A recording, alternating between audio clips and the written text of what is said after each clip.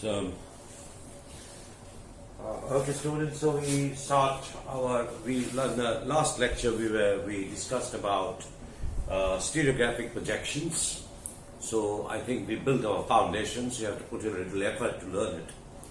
So we were talking of stereograms as a way of representation of lines and faults, lines and planes.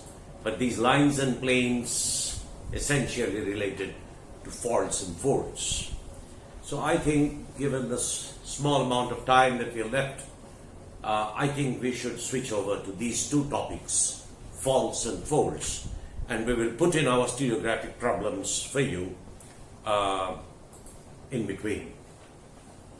And maybe I will give you some guidance, provide some guidance on how to solve the problem. But I guess you should be able to solve it yourself. But I will try and give you some guidance so that you have some help somewhere. Right. So now essentially we talk of folds.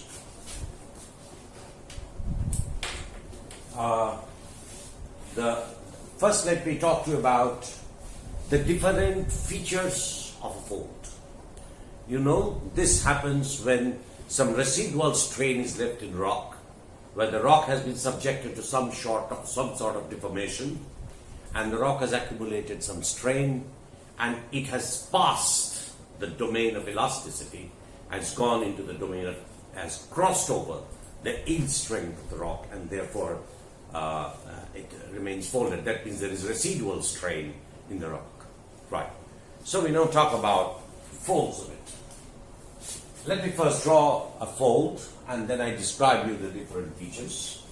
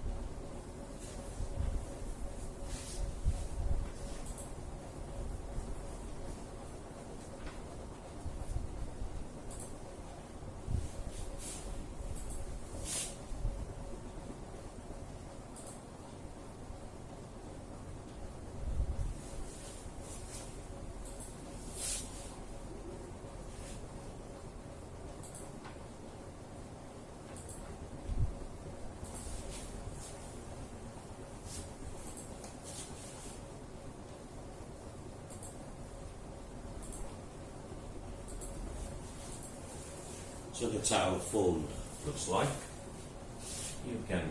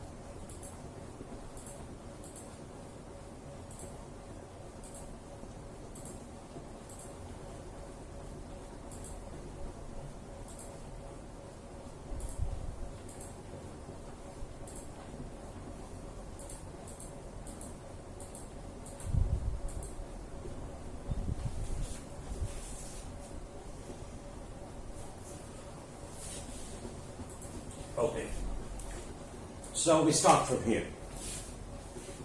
Now, fold essentially is the structure like this, right? Now, don't misunderstand me.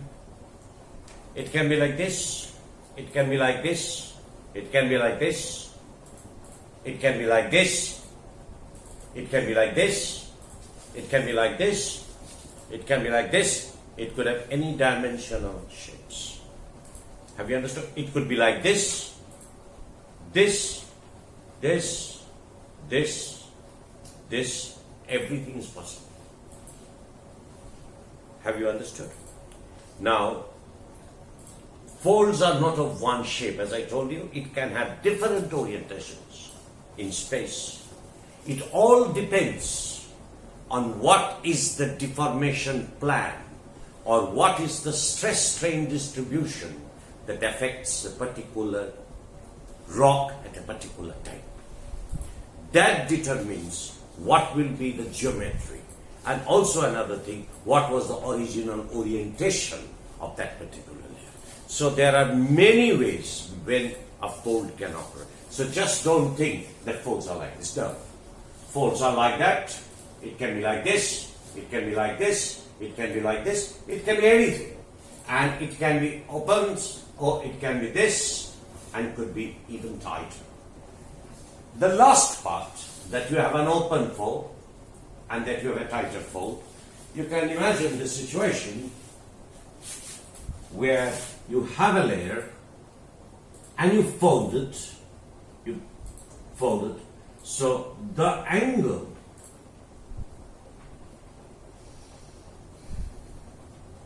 say for example this angularity would depend on the amount of strain the rock is experiencing. So we will talk about that. But the openness or closeness of the fold would also depend on the intensity of deformation. So there are several factors. One is the strain field around, which determines the orientation of a fold, the original orientation of the layer that is folded, and the magnitude of the strain also indicates whether a close will be open, broad. So folds have a lot of geometrical aspects. And this we need to know, but we will also try to know a very little about how strain field affects folds and folds. Okay? For the moment, we talk about the general features of the fold. Now the first thing that you should remember, you should know that there are two parts to a fold. This part is the zone of maximum curvature. This is where it's called a hinge. This is where it's called a hinge, where it has the maximum curvature. And away from this, these two parts are called the two limbs of the folds. So the dominant features are the fold limbs and the fold hinge. Have you understood? So there are fold limbs and fold limbs. And you can understand it's like a seismic, it's like a sinus, it's like a sine wave. So it's not one single continuous thing, but you have it like this. Have you understood? At this point you can see the curvature starts from here, and then the curvature is in a different orientation. So the point where the curvature changes in the limb of a fold, the zone where the curvature is maximum is called the hinge of the fold, and where it is minimum, there is called the limb of a fold. So you have the limb of a fold and the hinge zone of the fold, where it is the maximum curvature. Now, just a moment.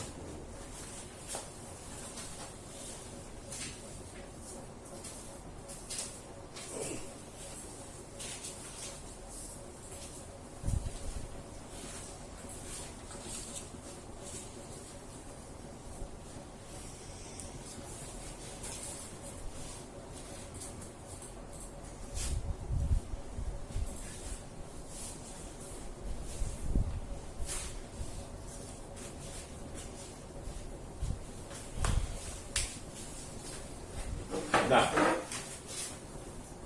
so this is the limb of a fold, two limbs of a fold, and you have a hinge. Remember, then there is another hinge, but this is now this way, and another limb. So it's a continuous sinus wave, sine curve.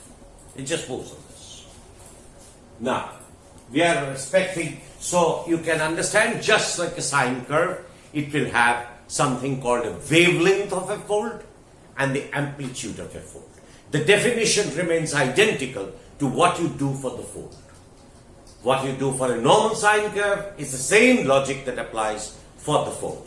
The wavelength and the amplitude. So high wavelength by amplitude means it's an open fold. It's a very broad fold. But amplitude for wavelength very high means the wavelength is becoming small and the amplitude is high, so that becomes higher intensity of strain. But anyway, for the present moment, you have a limb, two limbs, and you have a hinge. Now, in the limb, as I had told you with that model, the curvature changes its direction. The point at which the curvature changes from this to the other part, that point, it is called the inflection point. I is called the inflection point.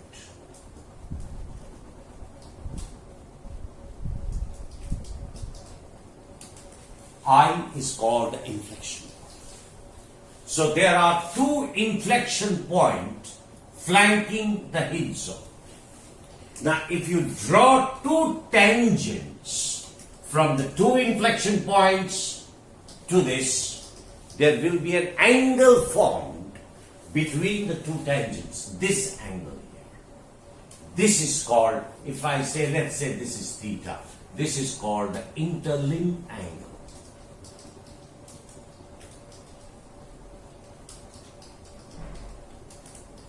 Folds are classified based on interlimb angles.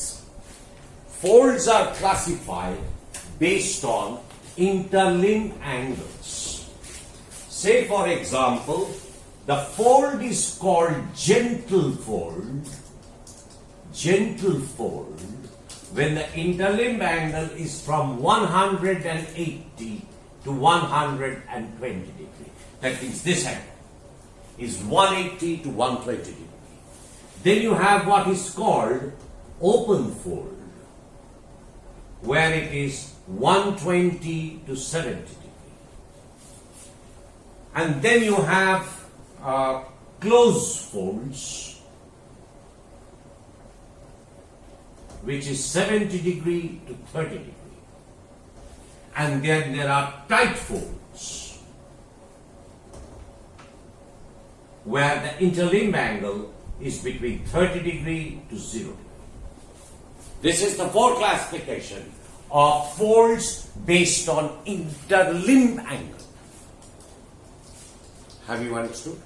Now, there is a subclass of this type fold, which has a very common name, called isoclinal fold. And this is when the interlimb angle varies between 10 degree to 0. The isoclinal fold, where the interlimb angle varies between 0 to 10 degree. So, that means the two lines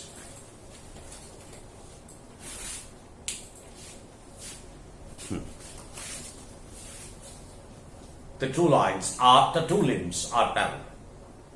That's an interlimb. When the two limbs are parallel, there is a little freeway, so there can be 10 degree difference. So this is what is about the interlimb angle. But there are other major aspects of these folds. So this is inflection point, interlimb angle, fold classification based on the interlimb angle. You can see these are gentle folds.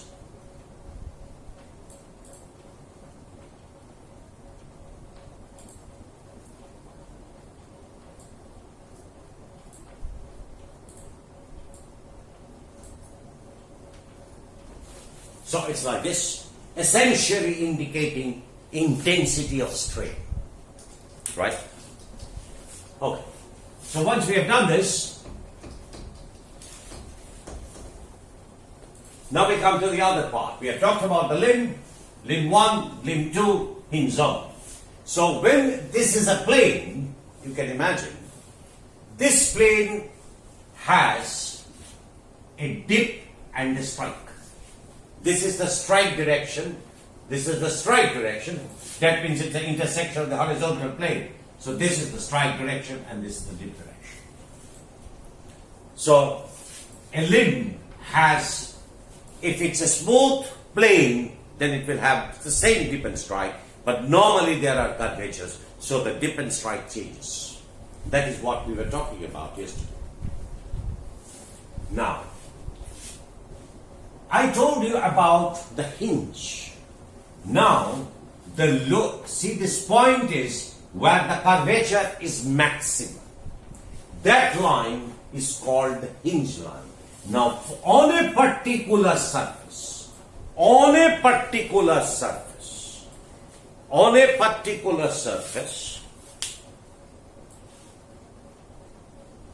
what am I doing today? Now you see here, I'm facing this towards you. This is the hinge line. Can you see that? This is the hinge line. Now, when I take this fold, these lines therefore are some sort of, you can say this, hinge line.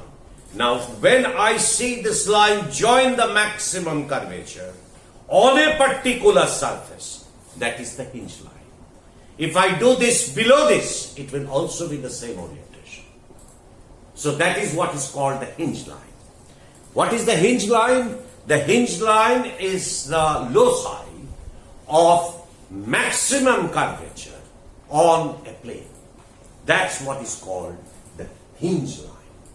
And you can, so that is the hinge line, but you can draw many lines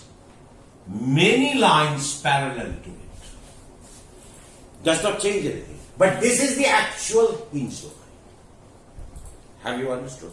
This is the actual hinge line. And this is sometimes called the fold axis. But there is a subtle difference. Fold axis, this term, it refers to a straight line. So, when a fold is cylindrical means it has a unique, collinear, uniform hinge line. So, the hinge line is essentially straight in the fold. Then you can refer to it as the fold axis. But sometimes what happens, this can be a fold or this can be a fold. That means both here and here the hinge lines are curved. So the hinge lines are curved, so you can imagine this to be unique zones, small, if you break it up, small zones where the fold axis, where you can call they are the fold axis. It is very similar to speed and velocity. So the speed changes, but you can take it as a small segments of uniform velocity. So here, same thing. If you take small segments, within the small segments, the hinge line is straight, and you can refer to this as fold axis. But essentially what you have is here a non-cylindrical fold, meaning a non-cylindrical fold means where the hinge line is curved. And a cylindrical fold is one where the hinge line is straight. It's a straight line. So that is the major difference. In a cylindrical fold, the hinge line is straight. Whether it is plunging, whether it is horizontal, it's unimportant. The important is that it is a straight line. It's like a cylinder. And non-cylindrical folds are where the hinge lines are curved. And it can be curved in different ways. But that is beside the point. So that is what is called the hinge line. Now when you have a line, remember, when you have a line, you will have a plunge. Have you understood? You will have a plunge. So, in a hinge line, the plunge, to describe the plunge, we will look at this. The angle made by the hinge line with the horizontal measured along the axial plane of the fold. Okay, I did not say what is the axial plane. Okay, when you join this maximum curvatures, and you try to draw a plane which symmetrically, which divides the fold into as close as possible to two symmetrical halves. Have you understood? You can imagine a plane which divides the fold into two halves which are possibly as close to symmetrical as has been drawn here, but it is not very clear in this diagram. So this is called the axial plane of the fold. And the hinge line lies on the axial plane. And the hinge line lies on the axial plane. So, say for example, if you take this plane, this is one line, and this is one line, then you can draw a plane containing the hinge line. If you can take a plane containing the hinge line and dividing the fold into two halves as symmetrical as possible, that is called an axial plane, as has been drawn. Have you understood? That is what is, they imagine, the axial plane of a fold. So the important point is the axial plane of a fold. So the axial plane of a fold is a line through the is a plane containing the hinge line that divides the fold into two equal halves. Sometimes it's not possible to do exactly equal. Here you can see. This is the hinge line here, and this is, if you take a plane that divides it symmetrically, this fold, then it is called an axial plane. And the hinge line lies on the axial plane by definition. Or you can say the fold axis if you have a cylindrical fold. Right? So you can call hinge line for cylindrical folds, for non-cylindrical folds.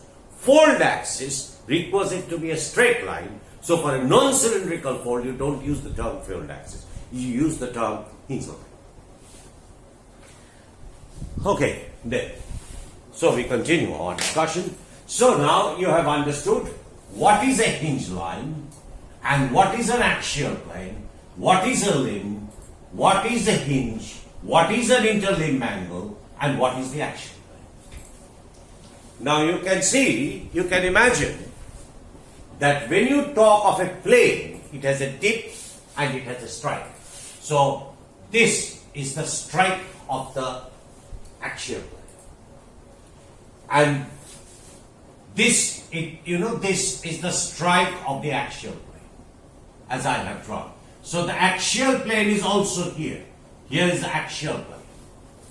But this is the fold axis. This is the fold axis. Have you understood? This is the hinge line or the fold axis. And this is the strike of the plane. So if I take the strike of the plane and this angle, this is what we will call the pitch. This we will call the pitch. And what is plunge of the fold axis? The angle made by the line with the horizontal measured on the axial plane, and that's what is called the plunge of the fold. So essentially, the plunge of the fold is the angle, the plunge of a line is the angle made by a line with the horizontal measured on a vertical plane. Right? So that is what is called the plunge of the fold. Right? And this is what is called, and this angle, so you can see this is on the limb of the fold, and this is on the axial plane of the fold. They are not one and the same. This is the axial plane. This is the fold limb. Have you understood? So on the fold limb, also you have a strike. that strike line will be the same for axial plane and for the fold hinge. Why? Because it's a horizontal plane. The horizontal plane will make the same intersection. Right? And this is the fold axis. So there you can measure the pitch. This you can measure as the pitch on a plane which is not a vertical plane. Have you understood? Right. So then we come to what is the relationship. So you must understand the following relationships. Two limbs of the fold, inflection point where the curvature changes, the interlimb angle, then you have the axial plane. So if you have the axial plane, then the fold, say for example, you have a fold like this. Here with the axial plane is vertical, but look at here, the axial plane is inclined. Look at here, the axial plane is almost horizontal.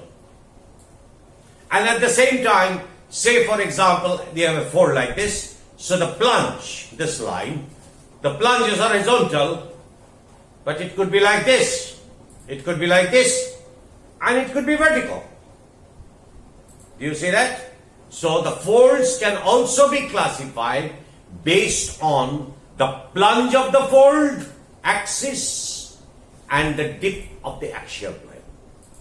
Previously, I gave you the interlimb angle. Now I give you the fold classification based on the dip of the axial plane. What is the dip of the axial plane? You have to first determine the axial plane, which is, I told you, it contains the hinge line and divides the fold into two equal halves. And then you have to measure the dip of the axial plane. What is the dip? The angle between the axial plane and the horizontal measured on a vertical plane. That is the dip of the axial plane. The angle, say for example, this is the axial plane. So the angle made by this plane with the horizontal plane measured on a vertical plane. That is the dip of the axial plane. And the plunge of the fold, you can see that. Plunge of the fold.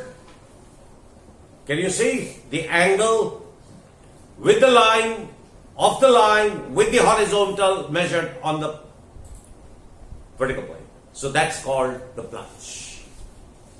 Right? So that is very important. The plunge of the fold is the angle made by the hinge line with the horizontal measured on a vertical plane.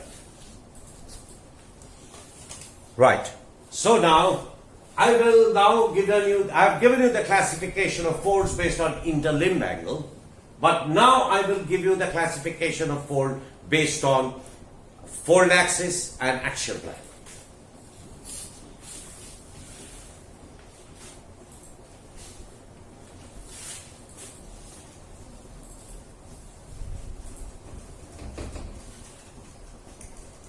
You can see, before I draw this, you see I can draw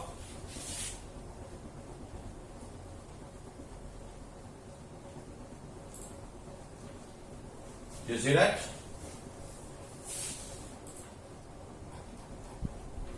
So this is the dip of the axial plane, this is the dip of the axial plane, this is the dip of the axial plane, this is the dip of the axial plane.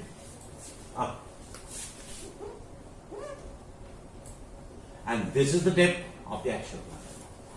So that is it. We can see the axial plane. This is, the dip is here 90 degree. The angle made by the plane with the horizontal. Same here. Now the axial plane tilts. Now the axial plane tilts. And now the axial plane is almost horizontal. So you can all sorts of classifications. And you can do, and this type of folds, as you can see, would require very, very different stress fields, strain fields, very much, and intensity of folding. So here is the classification of folds. Remember, the dip of the axial plane can vary between 0 to 90 degrees, and the plunge of the fold axis can vary between 0 to 90 degrees. Axial plane dip can vary between 0 to 90 degree. Plunge of a line or plunge of the fold axis or plunge of the hinge line can vary between 0 degree to 10 degree. So here is the classification of the fold.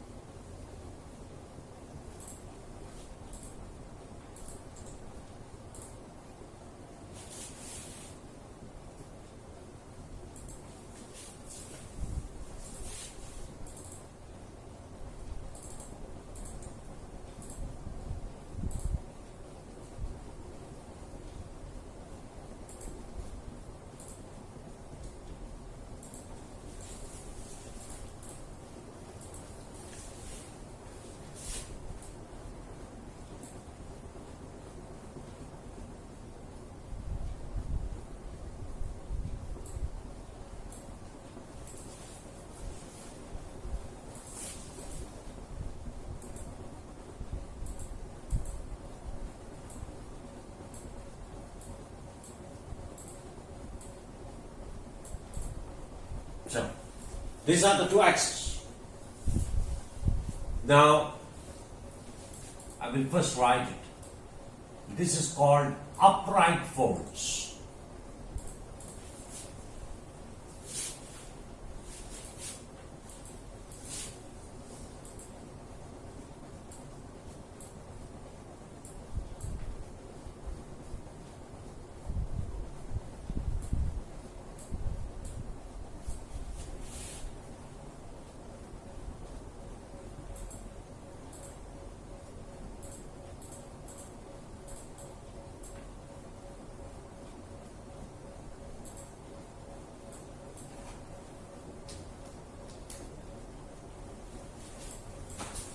This one is this one.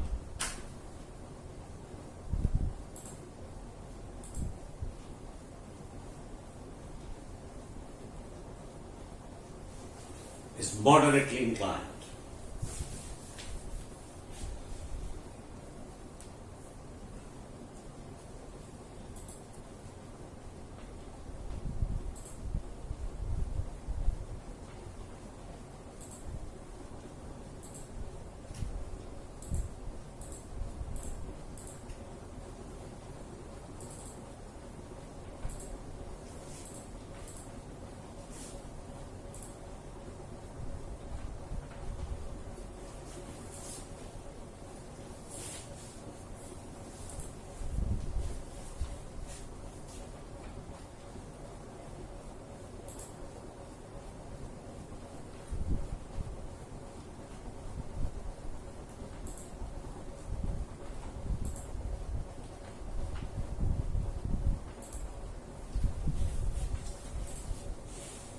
Yeah.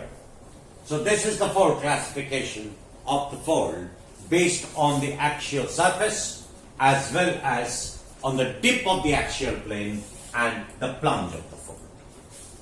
So let's say we take a fold here. What does this say? That the dip of the axial plane is more than 80 degrees. This one. The dip of the axial plane is more than 80 degrees. And the plunge of the axial plane is also more than 80 degrees. So how will it look like? The dip of the axial plane is more than 80 degrees. So here you can see this is the axial plane. So you can see this is good enough. Yes, this is okay. The axial plane, the dip is more than 80 degrees. 90 degrees would have been perfect, but more than 80 degrees, yes. The axial plane looks like 80 degrees. But if you look at the hinge line, that is not 80 degrees. You are supposed to have this plunge 80 degrees. This plunge is 0 degrees. So what do? I keep the axial plane same and increase the plunge. Increase the plunge. And increase the plunge. There you are. The plunge is now 80 degrees. So what happens for this type of fold, for a type of fold here, it will be like this.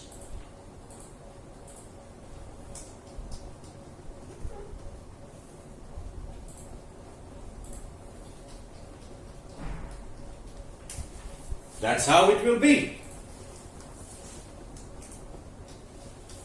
That's how it will be. This is the folded surface.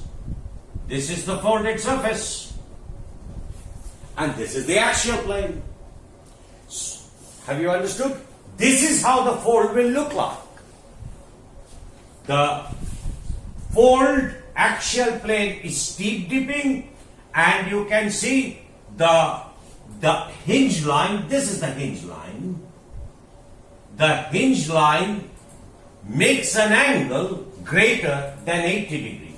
If I take this point, if I take this further, a little bit like this, then if this is the strike,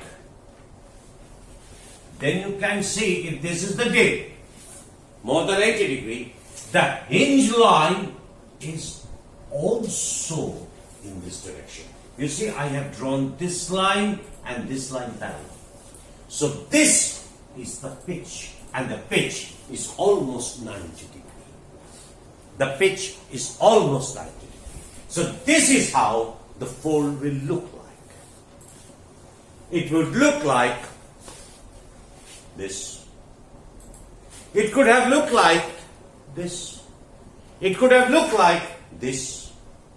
It could look anywhere. But the geometric relation would remain the same. The value of the axial plane could be different. The limb data could be different. But the geometric relation would be the same. Like I've drawn here. Here the fold is just like this. And the axial plane is right through. So the hinge line, so the hinge line here is almost vertical. So this is what I have shown. Okay, let's say how this will become recumbent fold. Let's go to the other extreme, recumbent fold. What are the characteristics of a recumbent fold here, you see? The dip of the axial surface here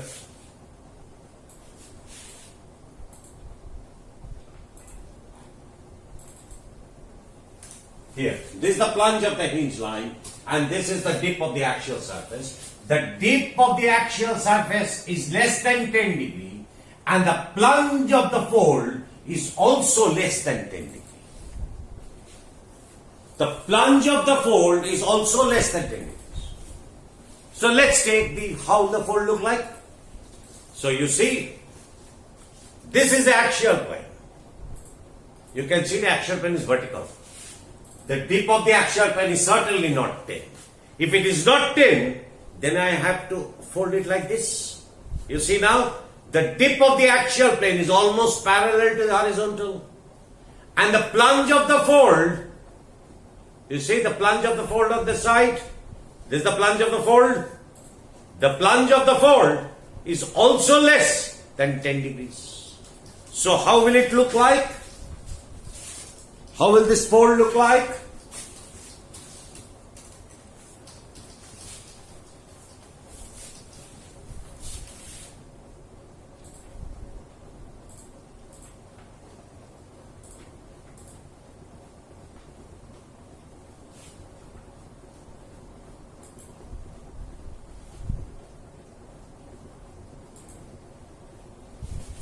This is how the fold will look like.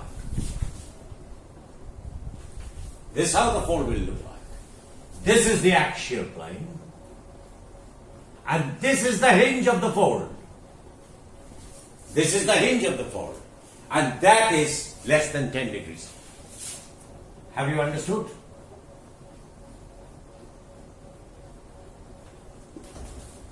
So, this is the axial plane is less than 10 degrees, and so since the hinge line should lie on the axial plane, it has also to be less than 10 degrees. Okay, let us go to the other extreme. This one, this point. What is this? So far we had seen a fold with steep dipping axial plane and steep plunges. Gentle or recumbent fold with dip less than 10 degrees, plunge less than 10 degrees. Now we are on this side. What is it? The axial plane now, the dip is more than 80 degrees. The dip is more than 80 degrees, but the plunge is less than 10 degrees. How does this work? Let's see how it works. So here again. So now, the axial plane should be more than 80 degrees. Let's say we take 90 degrees. Here. That's the fold. And that's the fold because the axial plane is almost vertical, definitely more than 80 degrees. And the plunge is 0 degree here. But you have a leeway. You have a leeway. Have you understood? You have a leeway of 10 degrees. So what you can do is,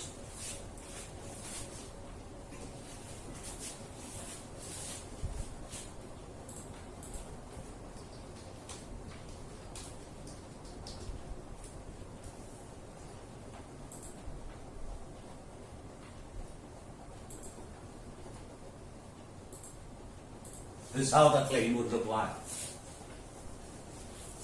So the dip is 90 degree or 80 degree, and the plunge,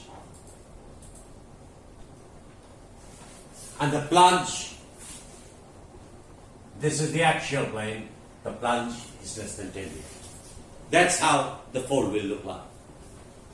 So, all these folds, if you can take such a thing and generate it yourself, you will be able to do it. Try to get something which is flexible. It must be there somewhere in your house somewhere, or just get it from a shop. You can buy it from a hardware shop. So I get it, and you get it, and you can conceive it very, very easily. Very, very easily. You can conceive it. It's just a habit that you have to do it. Okay, the dip of the axial plane, the plunge of the fold, etc. Keep the definitions in mind that the axial surface contains the hinge line. Okay? Right. Now with this, we start a few other things. We now know that we have done therefore, okay, summarizing, we have classified the fold. We have classified the fold in basis on three bases.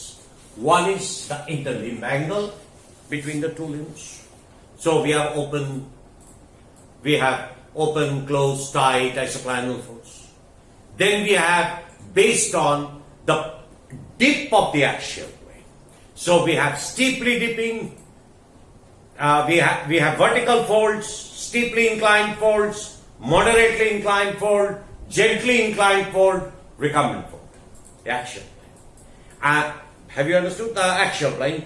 Dip, 90 degree, vertical, steeply inclined, 80 to 60, moderately inclined, 60 to 30, gently inclined, less than 30, and one variety of it is isoclinal. Then you go for the plunge.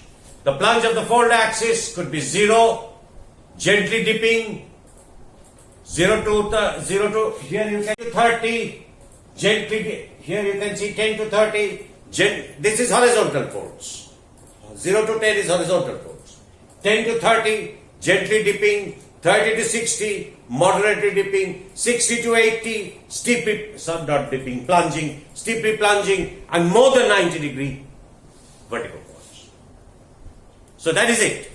So by changing these, you can always find out the geometry of the fold. Right? Okay. Okay, I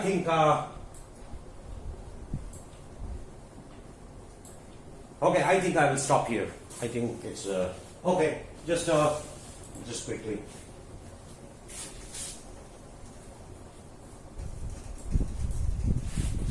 Before we wind up, a small stereographic projection problem.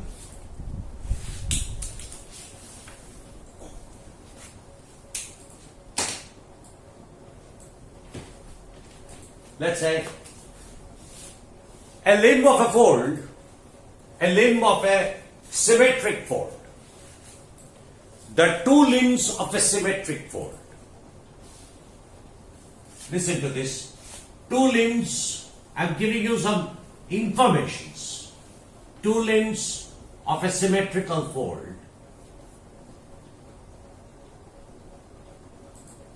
are 60 degree towards 120 degree and 45 degree towards say 10 degree.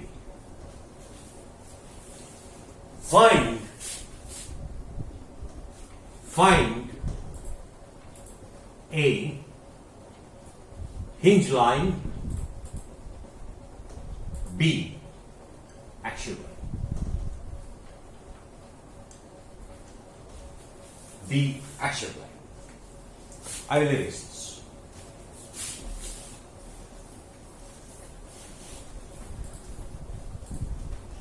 You better be attentive. I will just give you the hints quickly, then it's left to you to recount. So I label this limb as A and label this limb as B. Right? So here is the stereogram.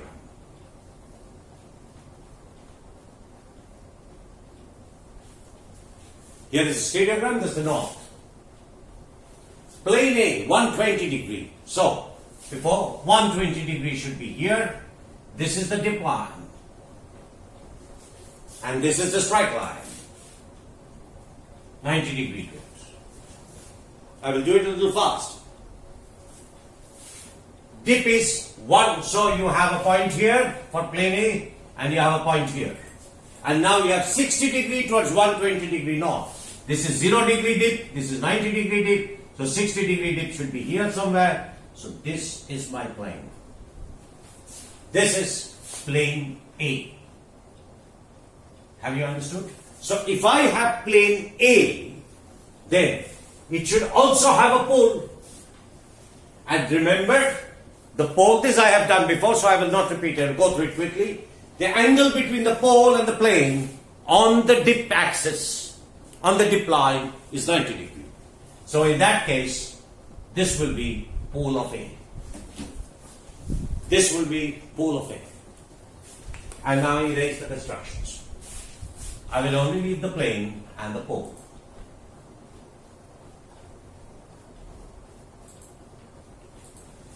So that's what we left. So this is the pole to A and this is the plane A. Now let's say the next line, it says, we are talking of now B.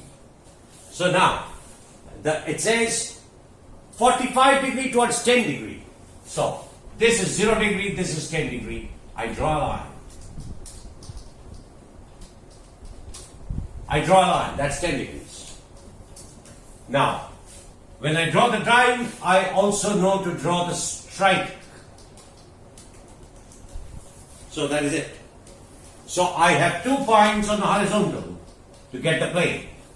And now, but there is one day, that's 45 degree towards 10 degree. So this is 0 degree, this is 9 degree, in the middle, you have 45 degree. So the plane is like that. So this is plane B now. This is plane B. But the pole to plane B, you see the difference should be 90 degree. If this, which one? No, where am I? What did I do? 45 degree, right. So the pole to the plane is this one. This is PB. This angle is 90 degree. This angle is 90 degree. This is pole to the plane B. Now I will erase it.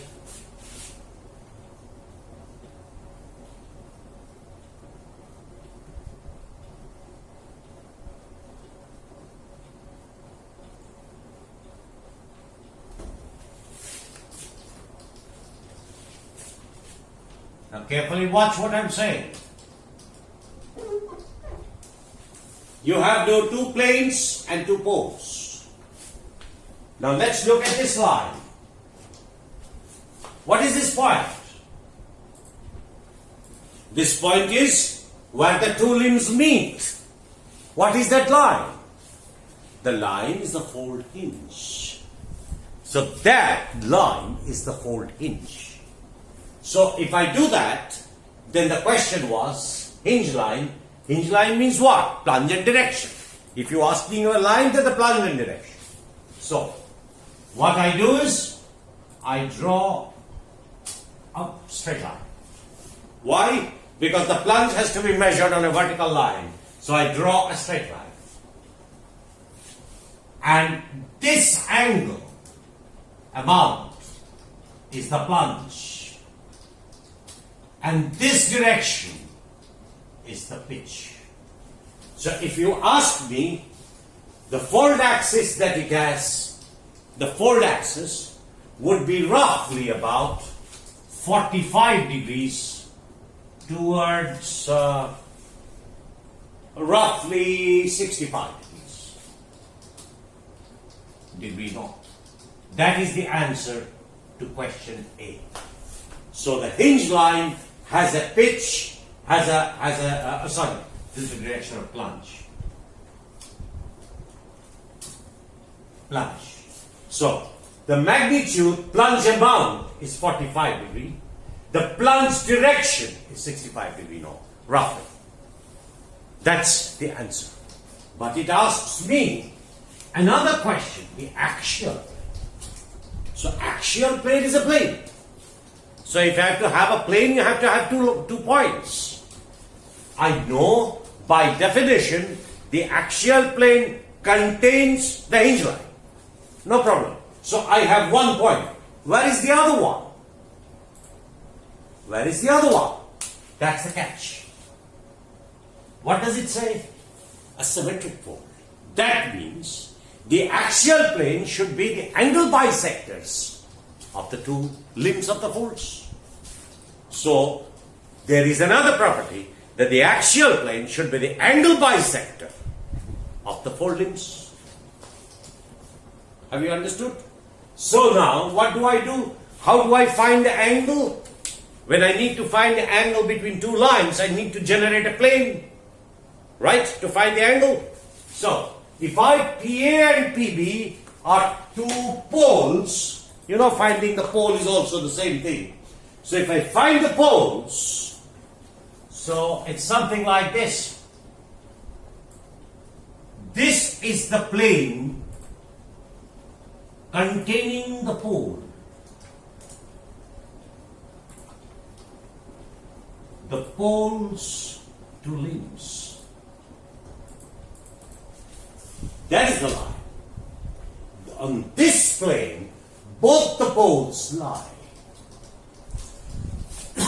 And you can find the angle bisector.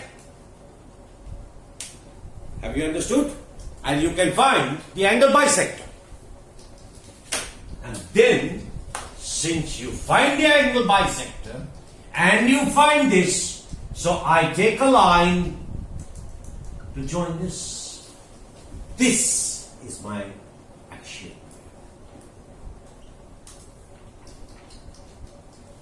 This is the axial. What I did was, how did I draw the axial plane? I know by definition the hinge of the fold should lie on the axial surface. So I have a point. I need one more point. I need one more point to draw a plane. From a plane, from a point, through a point you can draw numerous planes. When you get two, your plane is fixed. So, how did I get it? I took this, symmetry. If it's symmetrical to the interlimb angle, so the same point, same orientation I will get if I take the angle bisector of the poles. So I took the angle bisector, but how do I measure the angle bisector of two lines? I have to put it on a plane. So I put it on this blue plane and I found out the median point. Then I took this median point and took this point and joined them, and that is my axial surface. How do you find out the dip of the axial surface? It's your problem. Now I can ask you one more question. Based on the classification of folds, that I gave you just before, what is the type of the fold? Because you know the dip of the axial plane, you know the plunge, so you also know the type of the fold. Based on dip of axial plane and plunge of hinge line. Find that out. Do it yourself. Thank you.